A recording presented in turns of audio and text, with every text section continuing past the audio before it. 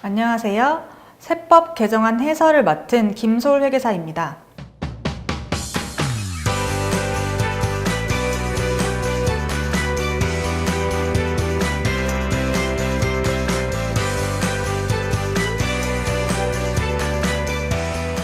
오늘은 부가가치세법과 국세기본법 관련 개정사항을 저와 함께 살펴보실게요.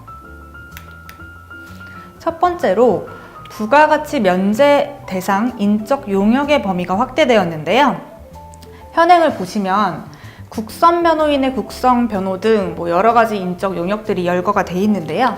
이번 개정안을 통해서 국세기본법에 따른 국선 대리인의 국선 대리, 또 민법에 따른 후견인 및 후견 감독인의 후견 사무 용역을 추가적으로 부가가치세 면제 대상인 인적 용역으로 개정을 했어요. 국선 대리란 세무대리인 선임 비용이 부담스럽거나 세법 지식이 부족한 영세 사업자들을 위해서 세무대리인을 지원하는 제도인데요. 소득이나 재산 등의 일정한 요건을 갖추시면 신청 가능하십니다. 이거는 관련된 부분만 보시면 될 것 같아요. 두 번째로는 매입자 발행 세금계산서를 발행할 시에 신청 기한이 연장됐어요. 보통 매입자분들이 매입세 공제를 받으시려면 매출자가 발행한 세금계산서를 받은 후에 매입세 공제를 받으시잖아요. 근데 어떤 연유에서든 공급자가 세금계산서를 발급하지 않은 경우에 직접 매입자가 과세당국의 확인을 받아서 세금계산서를 발행하는 제도가 있어요. 그게 매입자 발행 세금계산서라는 건데요. 현재는 공급 시기가 속하는 과세 종료일로부터 3개월 이내에만 신청 가능해요. 근데 이번 개정을 통해서 과세 종료일로부터 6개월 이내로 기한이 연장됐어요. 보시면 매입자 발행 세금계산서 제도의 실효성을 제고하기 위해서 여유를 주신 것 같고요. 다음 내용 보시면 이 내용은 사업자분들이나 아니면 세무 대리인분들한테도 영향이 좀 많이 있는 사항인데요. 지연수치 세금계산서 등에 대한 매입세 공제 허용 범위가 확대됐어요. 이렇게 보시면 공급시기 관련된 확대 내용이에요. 보통 원칙적으로 세금계산서를 발급받지 않거나 세금계산서의 필요적 기재사항이 사실과 다르게 적힌 경우에는 매입세 공제가 불가능해요. 근데 법에서 예외적으로 이런 경우에도 공제 가능한 사유를 열거해놨어요. 여전히 두 가지는 유지가 되고요. 보시면 개정된 내용 보시면 원래는 공급시기 이후에 해당 공급시기가 속하는 과세기간의 확정 신고 기한까지 세금계산서를 발급받는 경우에 매입자 입장에서는 매입세 공제가 가능했어요. 이 내용이죠.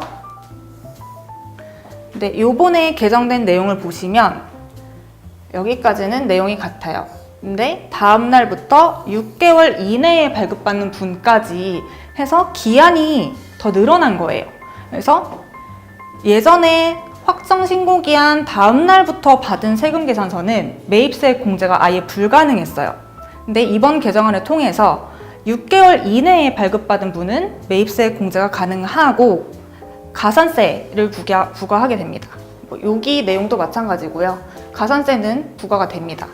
그리고 또 한 가지 내용 보시면 공급시기 이전에 세금계산서를 발급을 받았으나 실제로 공급시기가 발행일 30일 이내에 도래한 경우도 마찬가지로 매입세 공제를 가능하게 길을 열어줬어요. 하지만 이 경우에도 마찬가지로 가산세는 부과가 됩니다. 이제 가산세, 방금 말씀드린 내용의 가산세 부과 관련 내용인데요. 가산세율은 동일합니다. 공급가액의 0.5%고요.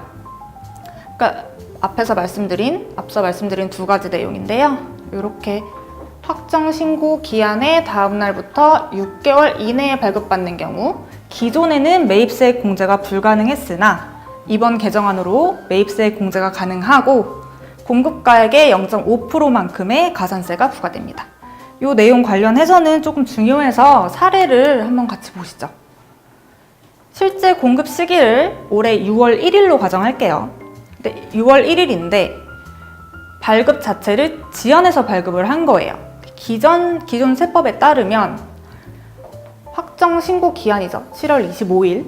7월 25일 이내에 세금 계산서가 발급이 됐으면 매입세 공제는 가능하고 대신 가산세 0.5%가 있었어요.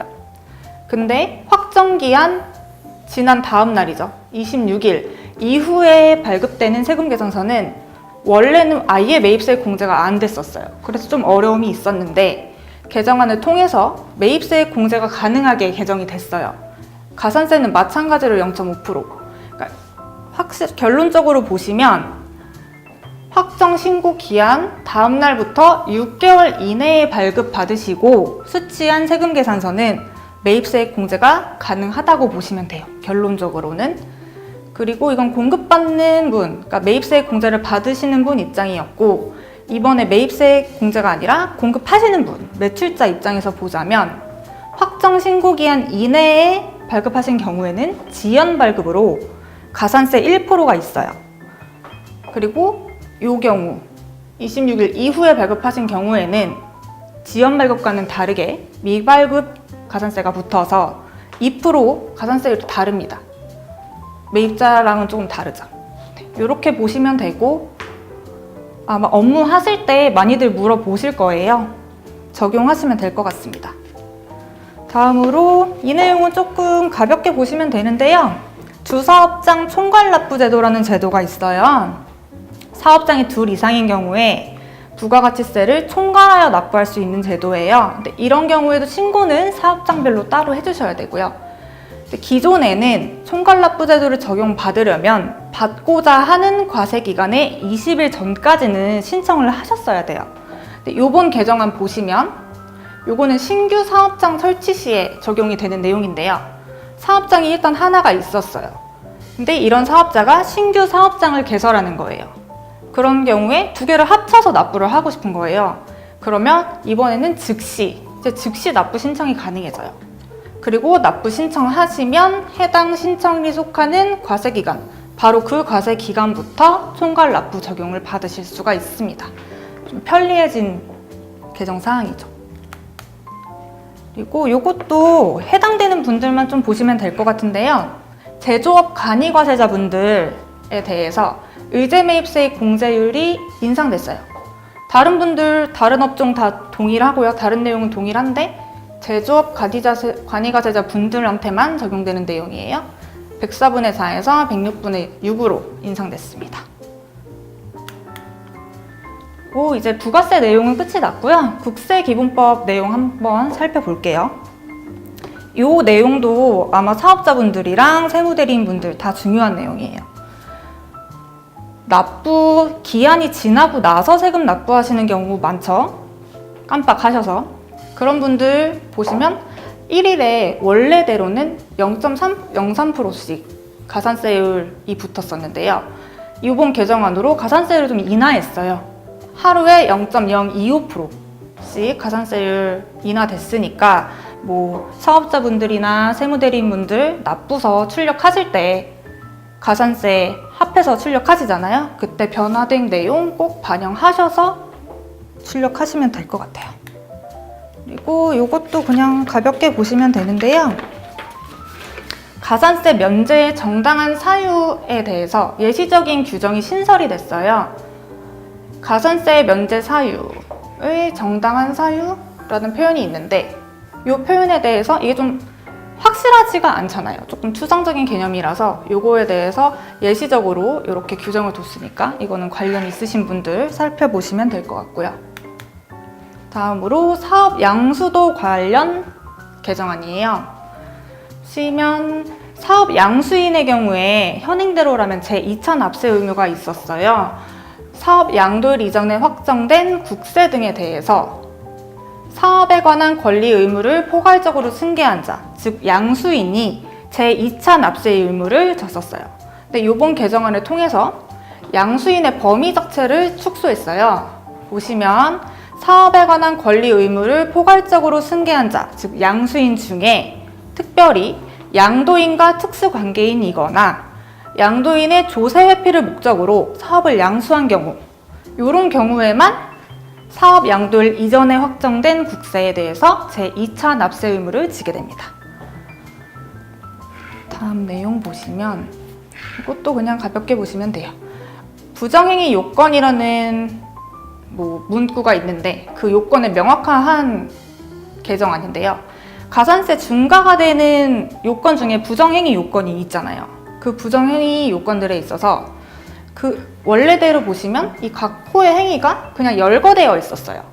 근데 그 행위 자체뿐만 아니라 조세의 부과와 징수를 불가능하게 하거나 현저히 곤란하게 하는 적극적인 행위를 했을 때만 가산세 중과가 된다고 명확히 규정한 개정사항입니다.